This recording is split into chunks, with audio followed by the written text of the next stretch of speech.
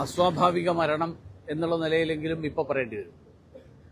ആത്മഹത്യയാണോ അതോ കൊലപാതകമാണോ എന്നുള്ളത് പോസ്റ്റ്മോർട്ടം റിപ്പോർട്ടിന് ശേഷമേ നമുക്ക് വ്യക്തമായിട്ട് പറയാൻ കഴിയുകയുള്ളൂ.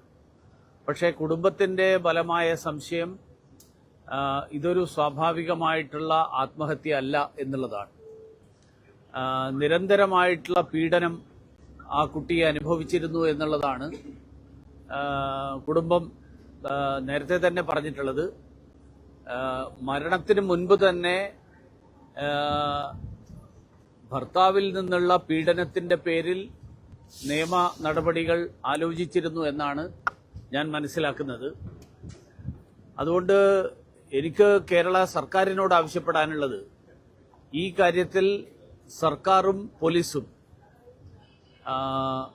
ഒരു മലയാളി പെൺകുട്ടി ഇത്തരത്തിലുള്ള സാഹചര്യങ്ങളിൽ ജീവൻ നഷ്ടപ്പെടുന്ന ഒരു സ്ഥിതി ഉണ്ടാകുന്ന ഒരു ഘട്ടത്തിൽ സർക്കാർ ഈ പീഡനത്തിനിരയായി ജീവൻ നഷ്ടപ്പെട്ട കുട്ടിയുടെ കുടുംബത്തോടൊപ്പം സർക്കാർ ആവശ്യമായിട്ടുള്ള നടപടികൾ എടുത്തുകൊണ്ട് സർക്കാർ നിൽക്കണം.